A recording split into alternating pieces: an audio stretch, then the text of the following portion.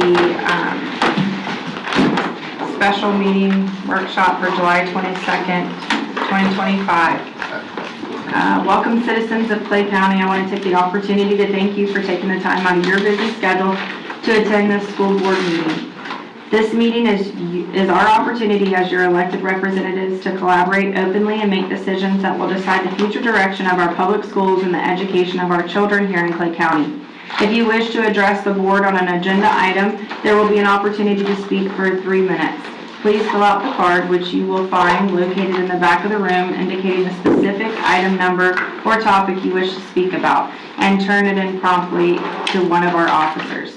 If you have items that you would like to present to the school board or superintendent, please hand them to the officer who will distribute them accordingly. Your participation is welcomed and appreciated. So we're going to do this at this time, the motions. And Yes, ma'am. okay. So at this time, we are going to essentially vote I can give a 1 minute. Okay, go ahead. Okay, the first item, mental health assistance allocation plan. Every year the state tells us the amount of money that we're getting. They wait until the end to tell us. It's due here in a short amount of time. That's why it's on this meeting. The timeline from the state to the district. It just outlines we're going to follow the assurances that the state set forward. It also provides how that money is going to be spent. I will note, because this is really a budget meeting, that no increase to mental health allocation from the state this year. So every year during this meeting, you'll notice if you go back and look at the history, this document has always come to the board at this meeting because it's due at the very beginning. August 1st is the due date to have this done, and they don't give you the information till about a week and a half ago. Mr. Brodsky, when I read through this, it looks mostly like it's legislation. Very much so, and it just outlines how that money is going to be spent, and provides mainly wants you to know what the assurances are in the very beginning. It says you will do this, you will do that, you will do this, you will do that. That's the part with the check marks Right. there. So in order to be in compliance with the state, we produce this document. And this works along with our policy as well? Correct. Okay. Correct. Let me kind of emphasize It just read that. like law to me, so it seemed like it was like something they gave us. It was so, And of course, we do have to follow and do follow all statute related to that, parental notification, all of that. Okay. Thank you. Okay, so at this time, can I get a motion to approve the 2025-2026 mental health assistance allocation plan? So moved. I have a motion from Ms. Gilhausen. Can I get a second? Second. I have a second from Mr. Alvaro. All in favor signify by saying aye. Aye. Any opposed? Motion carries 4-0. And I also want to state for the record that Ms. Clark is not present today.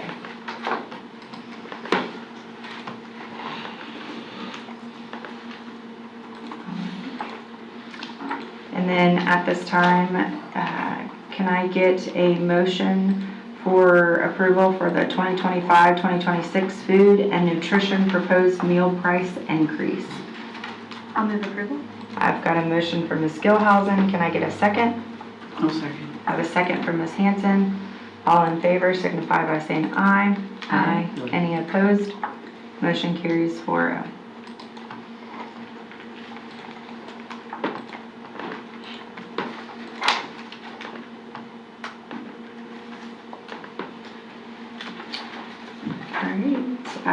Next up is proposed allocation changes for 2025-2026. Can I get a motion for approval? So I'll moved. Okay. I'll Move second. approval. I've got a motion from Ms. Hanson, a second from Ms. Gilhausen. All in favor signify by saying aye. Aye. Any opposed? Motion carries 4-0.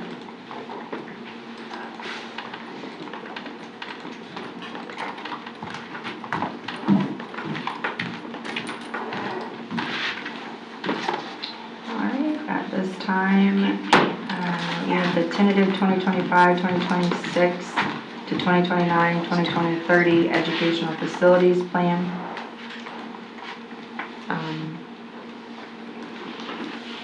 You left a motion off of there. Okay, that's what I was just making sure. Are we doing a motion for that? No, this is Okay. just, we are including it now. Is that correct, Ms. Ellis? We are including the EFP on this agenda, and typically you do a longer Correct. presentation at the next meeting. Correct, yes. Okay. Kind of This is for just- information purposes for you guys to see it, and then if you have any questions, kind of, before we do our presentation, we'll do our presentation and it gives you time to look at it before we present.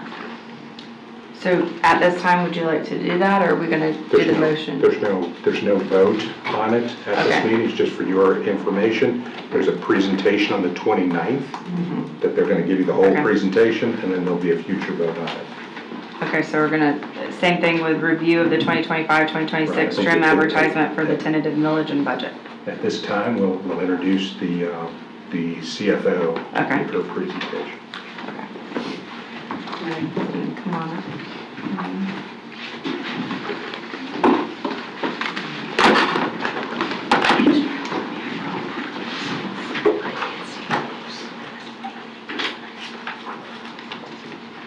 Okay, good morning, Superintendent, board members.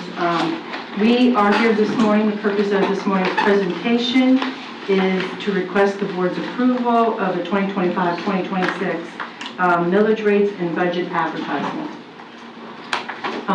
As we go through the next couple of slides, to go through the next couple of slides, we'll go through the ads that are going to be placed in this Thursday's Clay Today for the school district's 2025-2026 tentative budget, as well as the millage. We'll discuss the operating fund, and we'll also discuss a little bit about the trim, which is the basis for all taxing authorities, including governments and school districts, that they have to follow if they're going to levy a tax.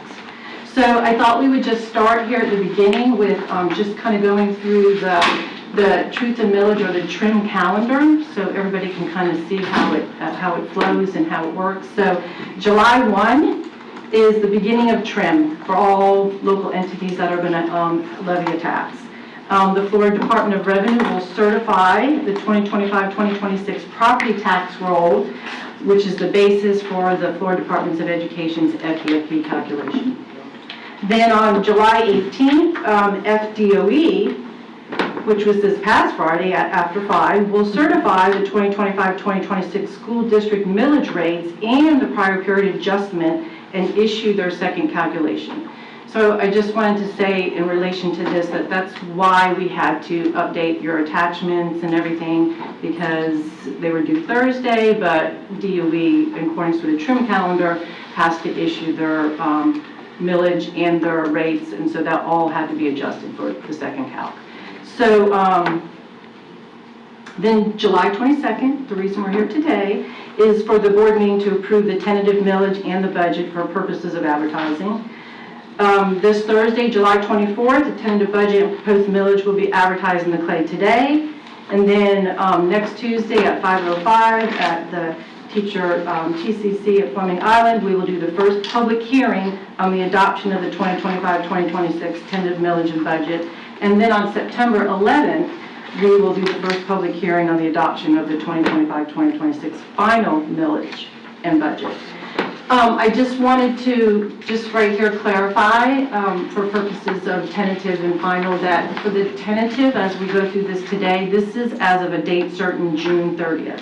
So at June 30, at the close of the books, at 5-something in the afternoon, we print reports, and this is what this is based on, this tentative. So over the next weeks, up until August 7th, when we close the books for 2024-2025, we will then, that'll be our date certain for the final budget that you will see when we present at September 11th. So in between that time, there are adjustments that are made. We are still paying bills for the old fiscal year. We are still receiving money. And then there are adjustments and changes that we make in accordance with generally accepted accounting principles to get to where we get to a final budget and year-end numbers for 2024-2025. Okay, this slide gives the history of the last 10 years, and it's just a comparison of the millage rates over the last 10 years. And you can see over here in this variance column that all of the millage, basic discretionary, additional voted millage, which is our 1 mil, and then our capital outlay, which is our 1.5 mil, those are all the same, constant from year to year. You will see that the change is in the required local effort, which is what the state, which is what FDOE tells us we have to levy. We have to levy the required local effort that they tell us, plus the prior period adjustment. So our required local effort for this year is 3.024, of which part of that, 3.016, is our required local effort, and then we have a .008, which is for a prior period adjustment, which basically is equivalent to about $170,000 of unrealized tax revenue from the previous year that DOE is now going to say, well, we want it this year. So that's what makes up the 3.024 RLE for the 2025-2026. Now, this has to be levied in order for the school district to receive over $252 million of state money. So this is all a requirement of the Department of Education. Can you repeat that one more time? Wow. I just want it to be Oh, said. am I not loud enough? No, I'm I, very loud. Okay, just repeat it? Yes, Okay. yes.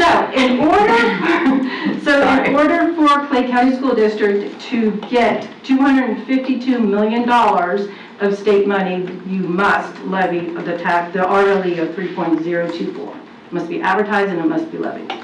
We So- will not receive that money. So can I ask it a different way, Ms. Posey? Does Yes. the board have any option in lowering or raising that amount? No.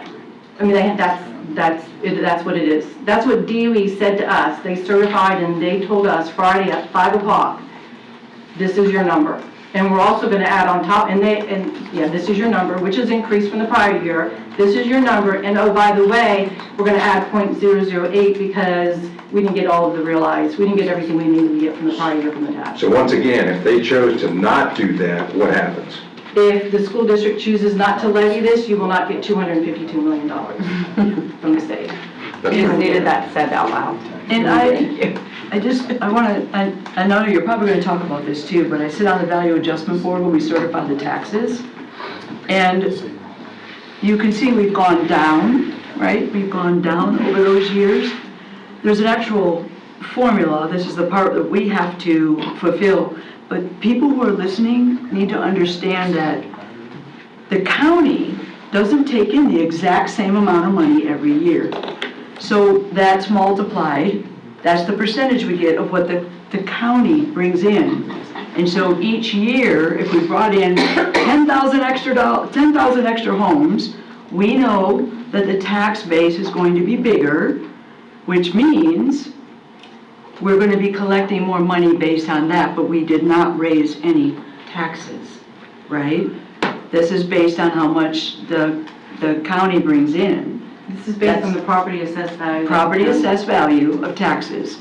So it does change year to year, and it has nothing to do with the board voting it up or down. That's kind of what I wanted to talk about. So, thank you. Okay, so just to add on just a little bit to the slide before we move on is the required local effort of 3.024 is going to generate about approximately 63.6 million. The basic discretionary of .748 is going to generate approximately 15.7 million. The additional 1 mil will generate about 21 million, and then the capital, the 1.5, will generate about 31.6 million.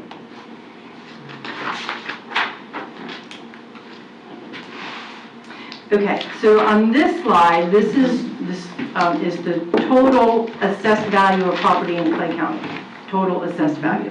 And this is also over the last 10 years. And this slide, I just wanted to show that, basically you can see the percent change is around, in the 6%, close to the 7% change year from year, except for the 2 years immediately after COVID. But you can also see that from 2020, in the last 3 years, 2022, 23 to 24, 24 to 25, and then 2025 to 2026, that has increased not significantly, but enough. So all of our total assessed value is going up. The difference, the amount difference between for the 2024 and 2025 is going to be, it went up 13 million, and then for this past year, it's gone up 14.3 million. Okay, so we all thought it would be important, and I kind of like how Kelly said this the other day, that we just take a little trip down memory lane and kind of go back a little bit and just kind of recall everything that has made this budget this year very challenging. These is a list of current events that have had an immediate impact on the 2025-2026 tentative budget for Clay County. And so on March 3rd, the Florida Department of Education issued the third calculation. So that third calculation was approximately 2 months late. So that is a struggle for school districts statewide to even adjust to something like that in your budget. You know, you have your budget, you review it, you monitor it, you make adjustments throughout the year, but to try to make an adjustment on a third calculation that's 2 months late when school is going to shortly be ending is just not something that any school district can do. There's not enough time to react. So that kind of puts, you know, CFOs, budget departments and everything kind of in a little predicament as you end the year. So added to that, Clay County had a $5 million decrease in their third calculation. So that is a direct hit on revenue as we end the school year. Then on June 13th, the conference report was released, approved statewide budget. That also is kind of late for us because when you're trying to budget such a huge budget and you have a House and Senate that have released budgets that are not close, you're just estimating, projecting. So it can be very difficult when we're talking about millions of dollars. So what I wanted to add to the June 13th when the conference report was released, that the BSA increased $41.62. So that's not enough to cover 3% inflation, the new FRS rates, increase in health costs, increase in electricity, and then just as an example that I just kind of thought I'd throw out there is like transportation. So the FEIP calculation gives us $9 million for transportation. It cost us over 18 out of the general fund for transportation. That 50% or double is pretty much statewide true for every school district. What DOE gives you for transportation, that 50% more is across the state. So that's just kind of an example of what we're funding based on the $41.62 increase in the BSA. June 26th, unbeknownst to a lot of school districts, the final FEIP disbursement to Clay was shorted $647,000. That's a lot of money. So that's true for every school district in the state. Some school districts didn't even get anything. And there was no notice, no email, no phone call, you just didn't get money and you were shorted. So that was a $47 million short statewide. June 30th, the announcement from the federal government that $7 billion in federal funds were going to be withheld, which is about $400 million statewide for Florida. That was June 30th, the eve before July 1, when everyone's scrambling with their budgets. For Clay, that's about $1.5 million for the upcoming year in Title II, Title III, and Title IV grants that we currently have non-staffing tied to. And then I just wanted to add this last in there because it kind of affects, you know, the charter schools and everybody too. Like to date, we don't have a final or a fourth calculation. So there's very much difficulty in closing out and getting final numbers for last year. And also too, you know, the same holds true for the charter schools because they receive money from us based on this calculation and they're getting it from the third cal. But we can't do anything until we get a fourth cal to give them what they need to finalize. And the same is true for DJJ because we pay them the same way. So I just thought that would be kind of beneficial as we go into the numbers that we're going to go through.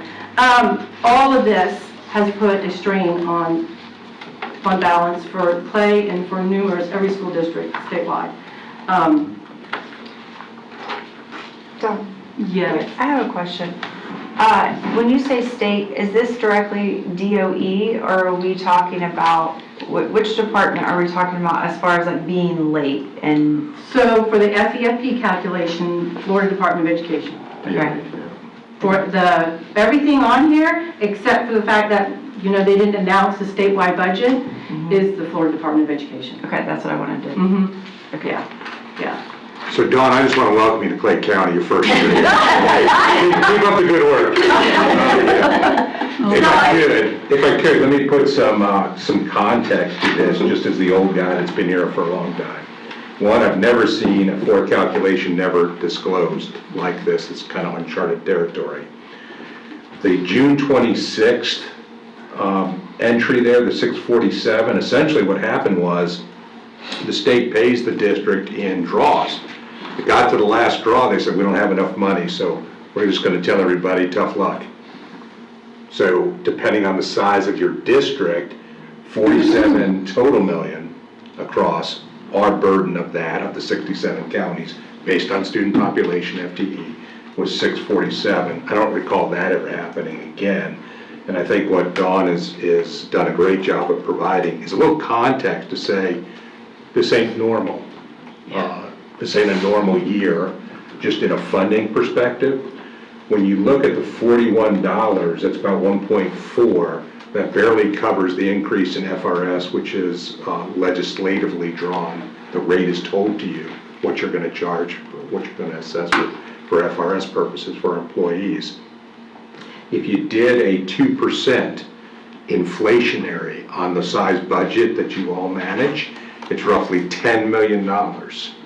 So the increase of $41, which is about $1.4 million, doesn't even come close to the 2% inflation involved in that. So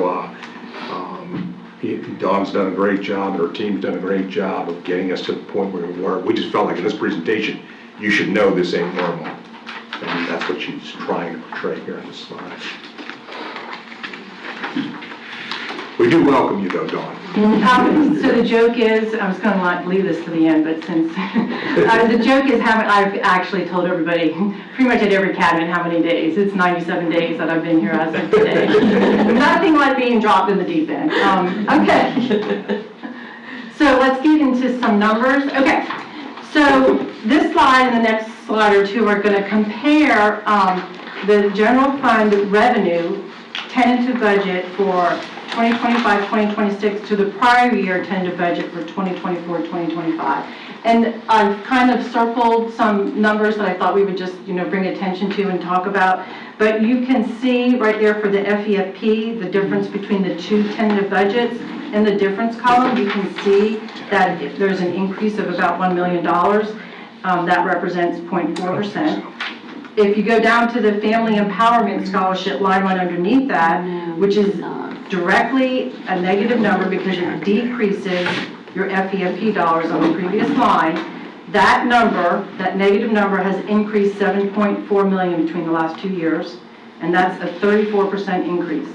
So I would say to you, based on everything that I've heard and seen, that expect this to continue.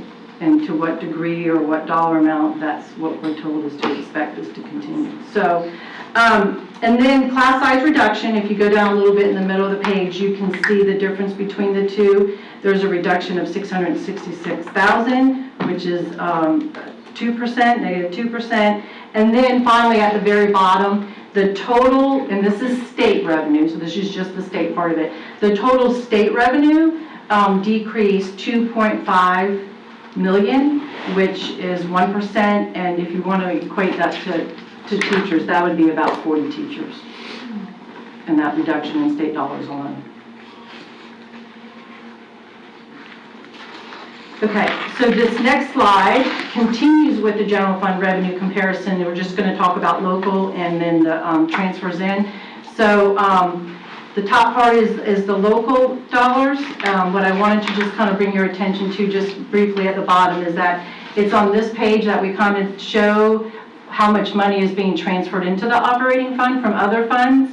And you can see that from the capital, it's going to be for the 2025-2026 year, will be about $10.7 million. And then we indicated here that there's also $2 million that comes from the 1 mil into operating for benefits. And those capital dollars that we bring into operating are to cover maintenance, allowable capital expenditures per the Florida statute. And those are to cover operating costs, maintenance and expenditures, and capital outlay expenditures that we are incurring in the operating budget. So I just want to clarify that. So this next page is really, I just thought it would be kind of, these numbers tie back to the previous pages or slides, but I just thought it'd be kind of important. This is how we have to upload our budget to the state. This is the exact format. So I just kind of thought it would be beneficial to see how it's laid out, the account numbers, and then how all the numbers tied in. These tie back to the previous slide. This is what the budget for our general fund, if we were to upload today, would look like. And then this next slide, this is also the format for uploading to DOE. They require us to put in there our beginning fund balance, which I've circled there, identified for you, which is about $14.5 million, is what the beginning fund balance will be as we enter into this 2025-2026 year. And then the next slide, this is appropriations. This is how the appropriation or expenditure side would look like when we upload it to DOE. Dawn, can I just say something about the fund balance for anybody listening to this? Yes, ma'am. We're required to keep that money in this account, right? The 3%, the fund balance. Yes, this would We be. can't spend that. It's not like extra money floating around for everybody to use. That is a correct statement. But as you monitor your budget and things happen, like a lot of Yes. school districts statewide, all of these events that we talked about, the likelihood of some districts that they're going to be, well, it's true that some districts, when they upload this budget, because when you upload the budget to DOE, that's when it's going to kick out to you and tell you, you know what, you're not at 3%. And guess what? That's fine, we'll accept your budget, but here's everything you have to do. And it's at that point in time that they tell you everything you have to do. There are some districts right now, based on the trip down memory lane kind of thing, is that that's what's going to happen to them when they upload their budget. I just want So folks to whether you know. can get into it, you can get to it. Yes, but they maintain You have, 3%. required by law, you need to maintain a 3%. Yes. But some districts aren't going to be able to do that with what's occurred. Okay, thank you. And I have a question. Even with like our cuts and everything that we've done, we still haven't touched our fund balance. We'll still be sitting at 5% or close to it, or no? So, based on last fiscal year, there is a strain on the fund balance here. So to say that we haven't touched it and that we're going to budget 5%, we're right now at budgeting 4%. Okay, that's what I wanted, okay.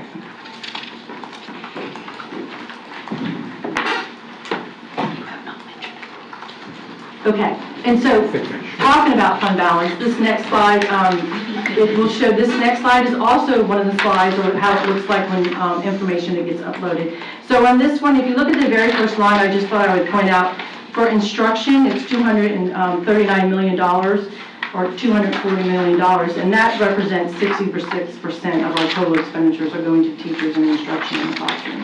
So I just wanted to bring that, note that. And then something else that I wanted to kind of point out here, that's, I went too far. Okay, sorry. So something else I wanted to point out here on this slide is that if you look down here, just like you have transfers into operating, you can also have transfers out of operating. And so, bless you. And so for this, for the general fund, we have a transfer out to special revenue funds, which is where we hold our federal dollars, in approximately $1.4 million. Now this represents the Title II, Title III, and Title IV funds that are being withheld from the federal government and are currently under programmatic review. So budget departments do not record revenue in their special revenue funds or federal dollars until you get an actual grant award notification from the Florida Department of Education. And that's not happening for these title grants. There is no grant award notification. There is nothing in the near future. So there's no reporting of revenue for that. So we have positions tied to it. So for now, that's how the tentative budget is presented, that $1.4 million will be transferred to the federal fund. And then based on that, your ending fund balance right here, budgeted for 2025-2026 is $17.6 million. So that ending fund balance, as it stands here today, that's 4% would be 14.5. 4% of that would be 4% that would require would be $14.5. $14.5 million. But we're ending in 17? Yes. Okay, so we're higher than 4%. So the rest of it is kind of like, so you have to base your percentage, the percentage of your fund balance has to be based on that is not assigned or unassigned. So Okay, if okay. you've got restricted dollars in there, which is kind of the rest of it, which we don't have nailed down to the penny, so, but you have restricted dollars from the state, categoricals from the state, that's not allowed to be counted as part of your available fund balance. Okay.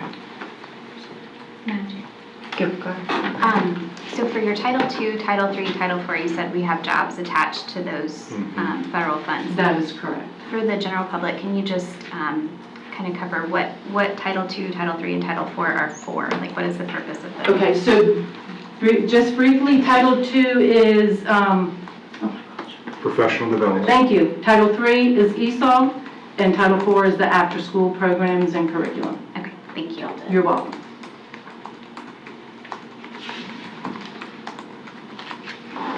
And also, I'd like to point out, we've done a lot in the last year to improve our ESOL services after having federal notice that we needed to work on that, and now we're not going to get funded for it, so.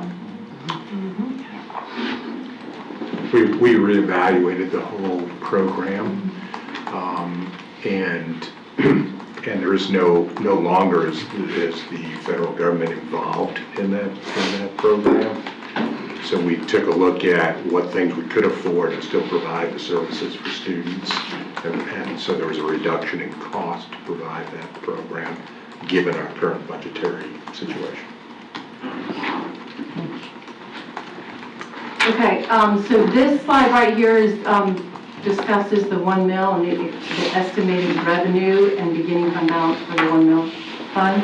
And you can I just highlighted or circled a couple of numbers. The $21 million is the district voted 1 mil operating tax money that will be generated. And then down there, that's your beginning fund balance of approximately $8.8 million.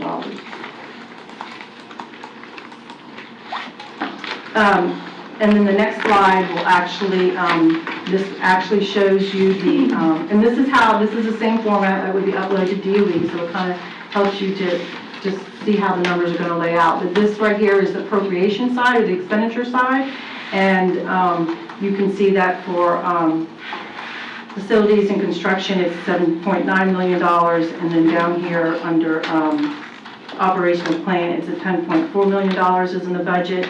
And then right here on the bottom, the very bottom, you can see that the ending fund balance budgeted for this fund is going to be at $9.1 million. Now, I just wanted to add into the conversation of fund balance that when this information is uploaded to DOE, for DOE's purposes, general fund is one fund. So it's your operating, your general fund that we just talked about, and it's the 1 mil combined. So combining those two together will help support the, possible, 5% fund balance that we can get to based on the budget for that. So I just wanted to point that out. If they're combined together, the 4% would be a $15.3 million. And the two total to $26 million. Okay, so the next couple of slides are just going to go through what is going to be advertised. The 3 required documents are going to be advertised this Thursday in the Clay Today. And so this is the first one, which is the budget summary advertisement. I just wanted to point out that up here at the very top, you can see all your millage rates related to each one. Required local effort, basic discretionary capital outlay, discretionary operating and additional, for a total millage of 6.272.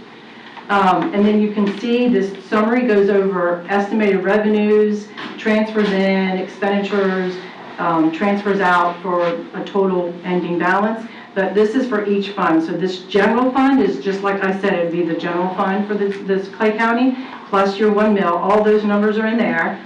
Your special revenue fund is going to be all your federal dollars that come in and food service. So special revenue funds are treated like revenues reported when you get a grant award notification, and revenues equal expenditures. So with that in mind, you can see if you go all the way down the special revenue column, you can see for the fund balance, that 7.3 million down there at the very bottom, that actually represents food service fund balance. And then the next column is everything that's going to relate to all the debt funds here at the district. Included in there for next year is our last payment for the bus leases of a 6-year agreement. We're paying that off this year. That also included in there would be your COPS payment for the Oakleaf and Lake Asbury Junior High. And then the next is capital projects. That would include all capital projects from the 1.5 mil to the sales tax. All those are included in there as a total. The next column is your internal service, which is going to represent your workers' comp and your medical funds combined together. And then all of that together, all those funds, the school district's estimated budget for next year, tentative budget for next year is $669 million. And you can see that in the last column, that both money coming in and beginning fund balance equal what we've appropriated in ending fund balance for that total.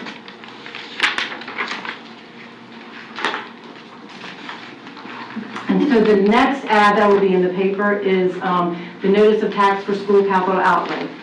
I just wanted to, in this one right here, and this is very similar to the last year's, pretty much, Bryce and then go in and add some projects I want to add to, but everything in here is what you're allowed to spend your 1.5 mil on. And I will tell you as an auditor that we actually take the ad and we actually trace it in to see, make sure that all happens. So this is very, very important advertisement. But I wanted to bring to your attention, like right here in the middle, that we've indicated to the public that the capital outlay tax will generate approximately $31.5 million to be used for the following projects. And so those projects include construction and remodeling, maintenance, renovation, and repairs. And then on this last page, it also includes motor vehicle purchases, bus purchases, loan payments, payments for casualty insurance, payments for your COPS. Those are all listed and advertised in here.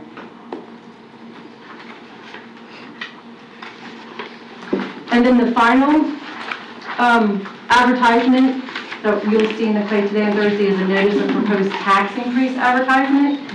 So this we have to advertise for a tax increase because the total required local effort millage rate is more than the rollback rate.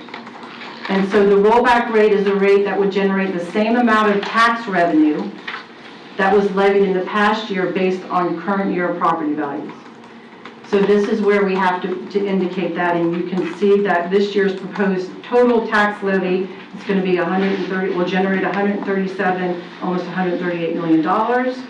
And then the next portion, it indicates what we said earlier at the very beginning of the presentation, that a portion of the tax levy is required under state law for the school board to receive over $252 million in state education grant money. And then at the bottom here, it then goes on to tell the public when the first public hearing will be next Tuesday, July 29th at 5:05 p.m. at the Teacher Training Center at Fleming Island High School. So that's the last advertisement. Can we just talk about this for a minute? This is the source of a lot of emails, this particular slide. So I want to talk about it. The tax increase is based on we're going to be receiving more money than last year, right? That's the increase?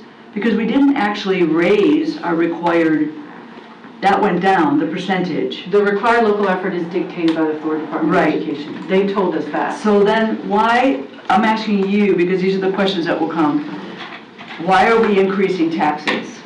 Well, it says a notice of proposed tax increase, and I'm trying to help people better understand what that means. So, required by law, by the DOE, to levy the 3 point, if we go back to that previous slide, 3 point, Yes. okay, 040, that's what we're required to levy. We have to levy that. That required local effort is more than what the rollback rate was, okay? It's also, if you go back to that slide. So what does that mean? That means rollback rate. The rollback rate is the actual, and I'll just, it's the rollback rate is the rate that would generate the same amount of money now based on prior year tax. So that was levied in the past year based on the current year property values.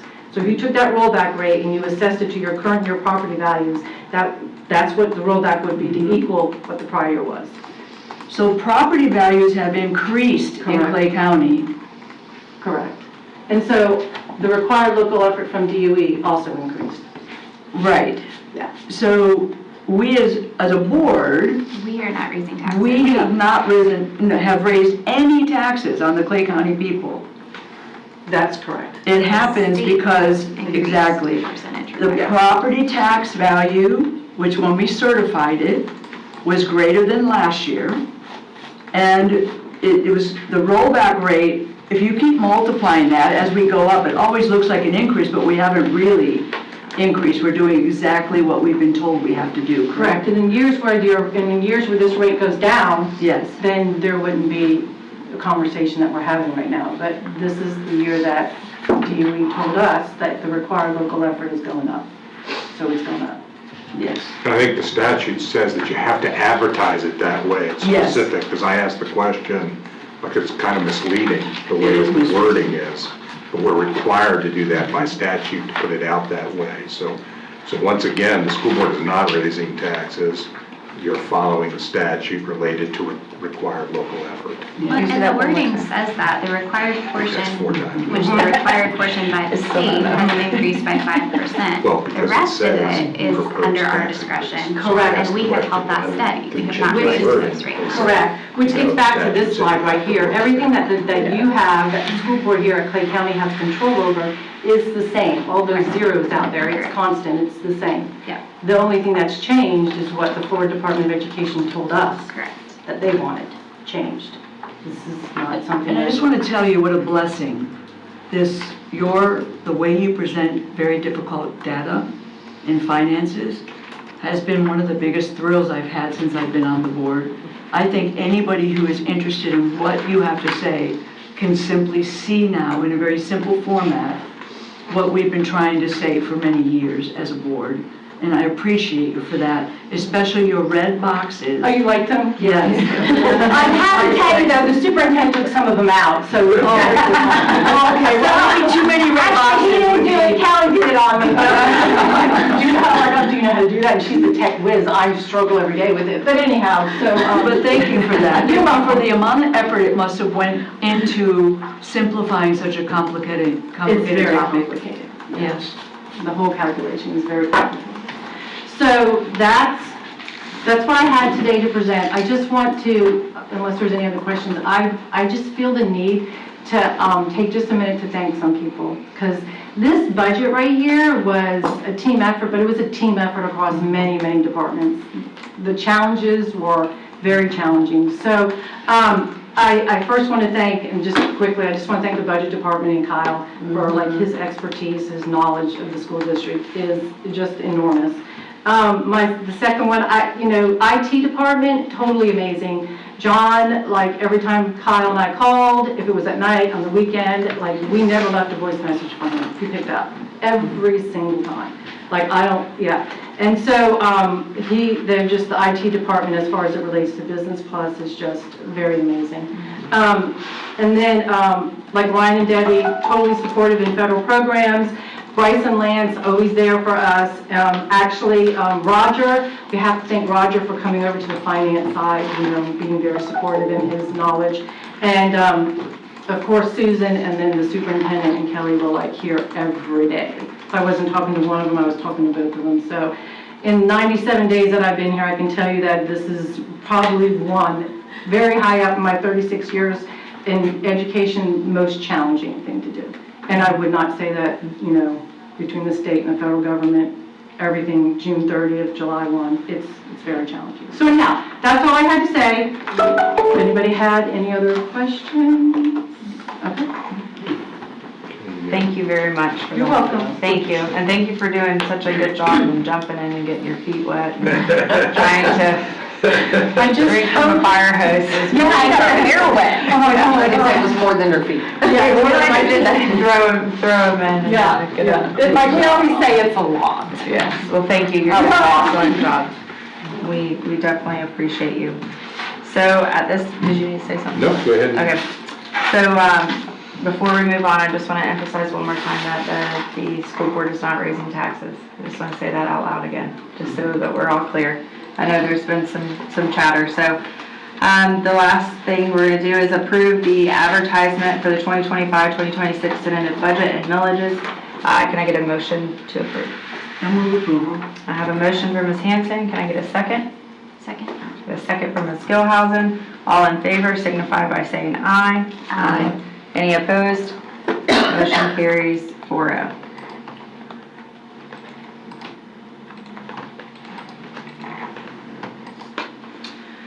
All right, seeing no presentations from the audience, superintendent comments. Yes, ma'am, I just want to, thank Ms. Posey for the work that's been done. And, I would echo, I've ran schools during COVID and the great mask debate, the great book debate, and all kinds of stuff. This truly has been a challenge to get to this point. So I would kind of reemphasize this, maybe a different way. This is a very static budget in the sense that the amount of money, the revenue, you can see state revenue has actually gone down by $1 million if you look at one of those charts.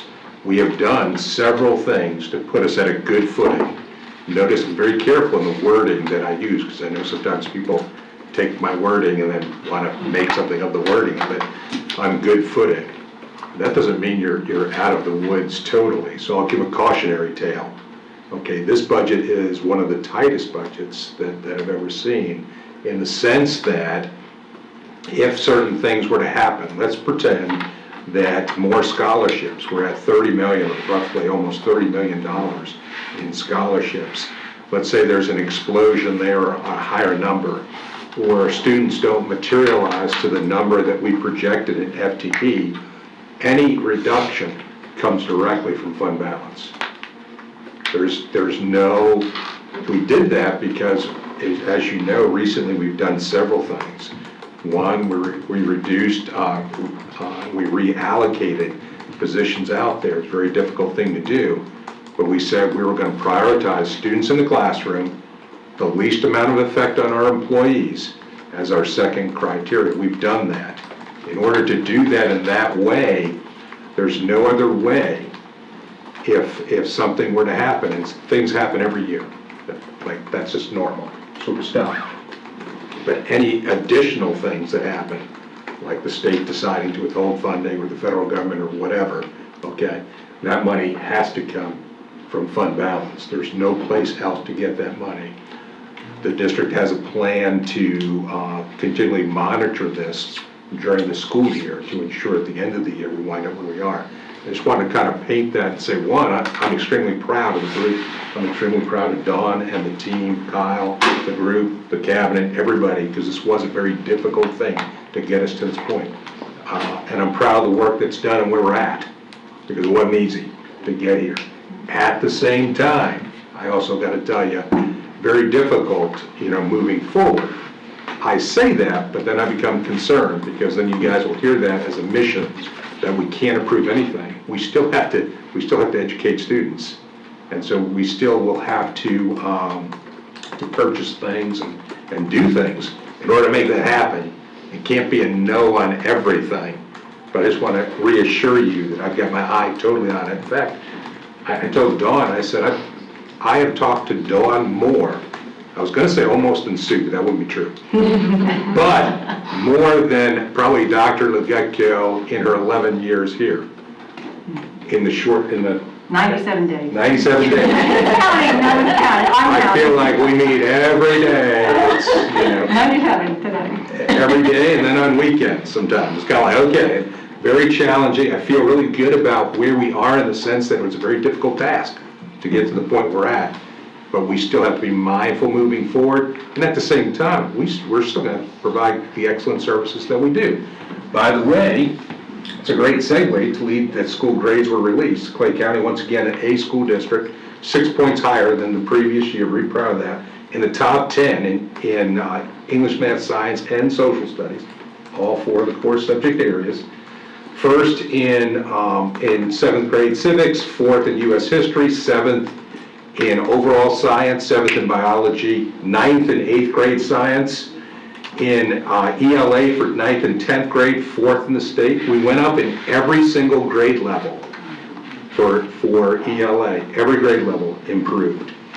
In 10th grade, 10th in math, 7th in algebra, 5th and 8th grade.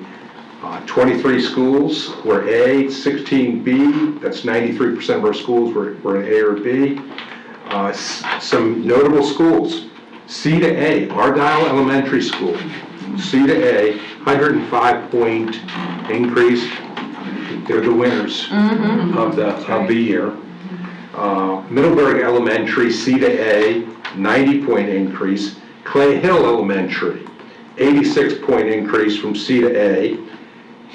Wilkinson Junior High, an A school for the first time since 2011. Okay. Charles E. Bennett is a B school, first time since 2013. A 68-point increase, plus they were taken off of all ATSI classifications for the first time, and so very, very proud of that. CVA was an A ranking.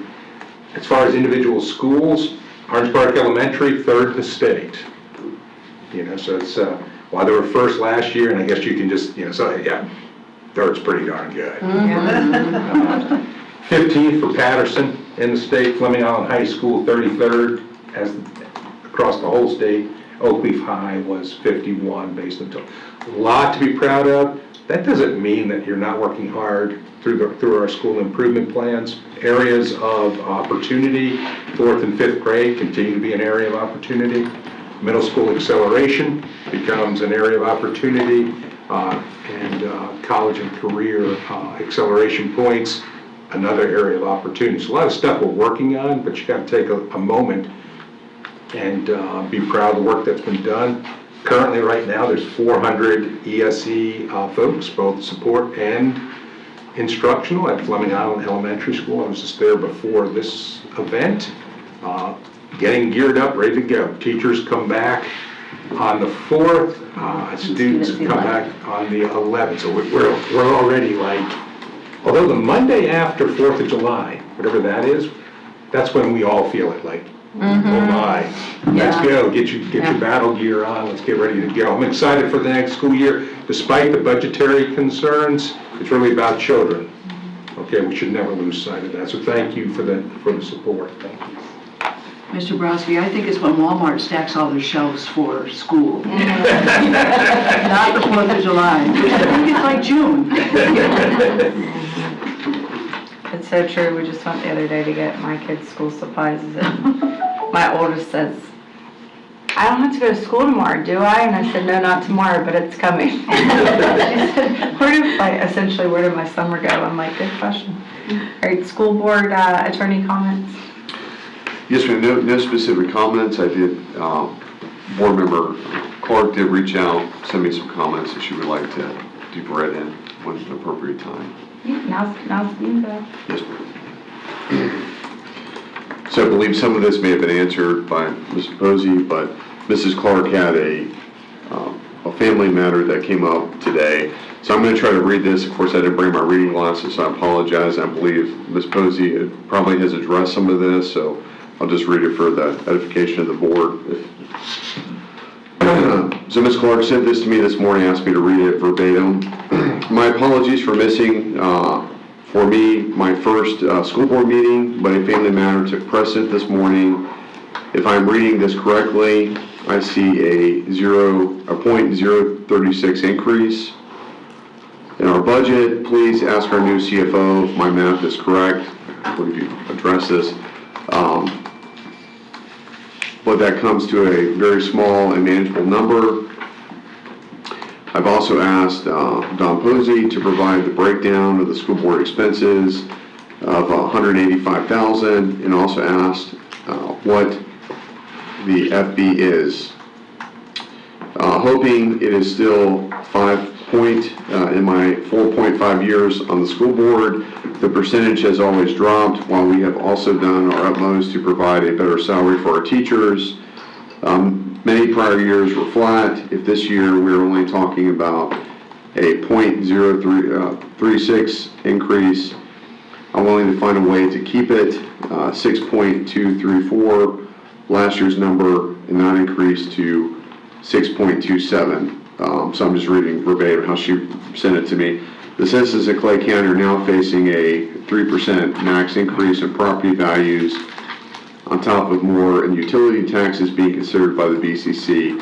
So I interpreted this as some questions for you, Mrs. Posey, that Mrs. Clark wanted read into the record, and I believe you've maybe answered some of this in your Yeah, we presentation. entered those in there, but I can reply back to her email about the breakout of the school board, or expenses.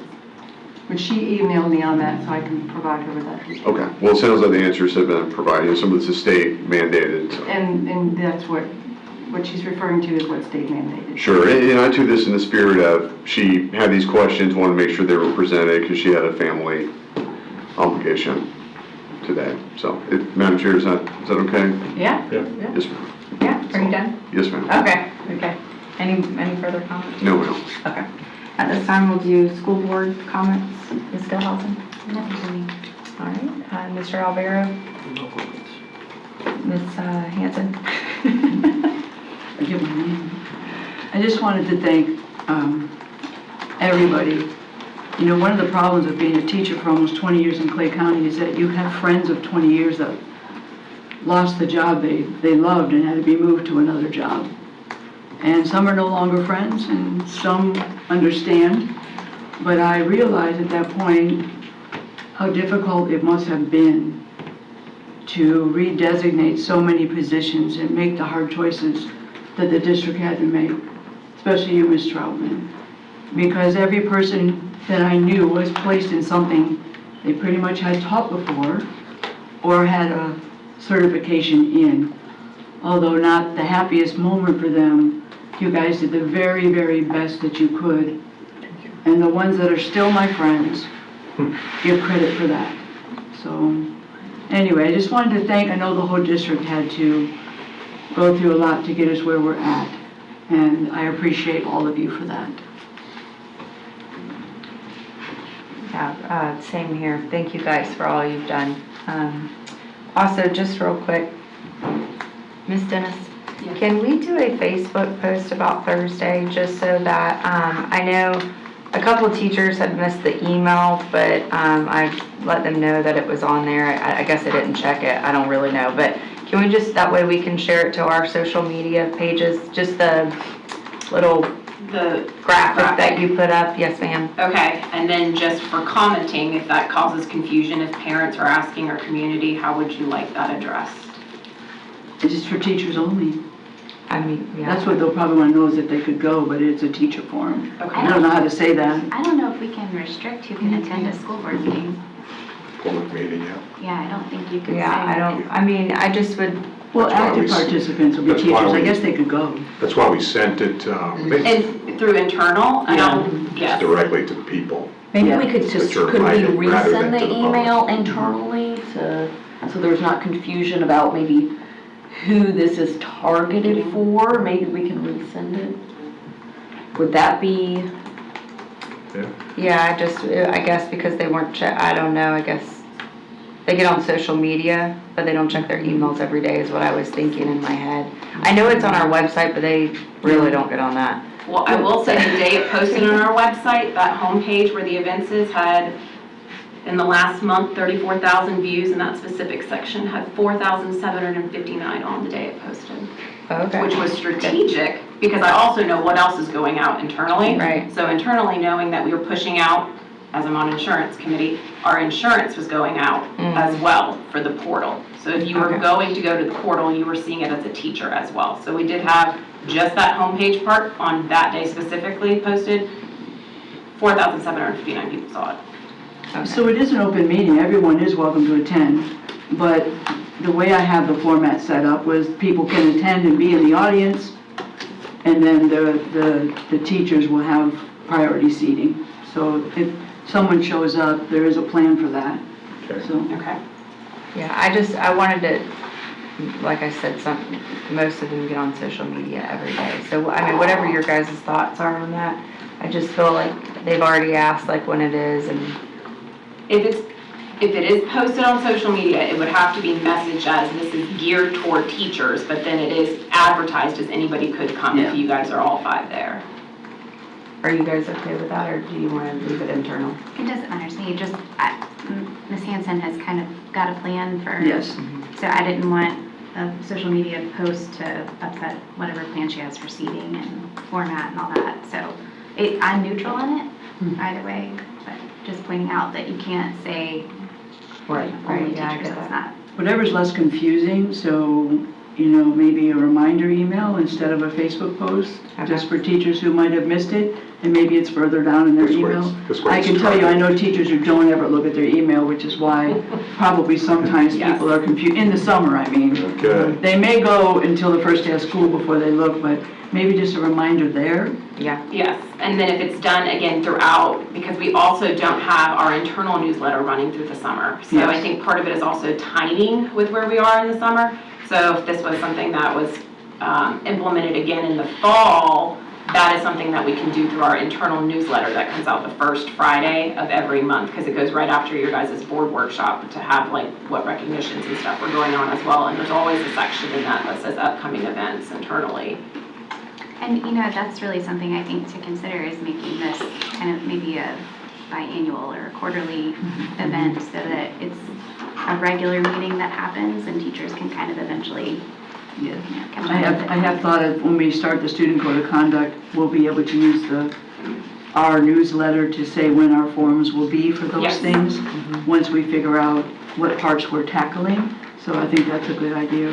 So maybe I wouldn't be super concerned with the turnout at this one. Maybe look at it as your initial meeting. The ones who are most interested and most engaged are going to turn out for this one. And hopefully, if we decide to make it a regular thing, it'll grow. Yeah, I just wanted to make sure people were aware of it. And Had then a few people reach out to. Strategically thinking as well, making, if becoming a regular thing, something quarterly happen, if we have all those dates ahead of time, then the graphic could have it listed ahead of time, so then people can plan accordingly and say, okay, I know I can't come to one in November, but I can come to one in January. Yeah. So if those are set in advance, that kind of helps in the communication and the planning of it too for people.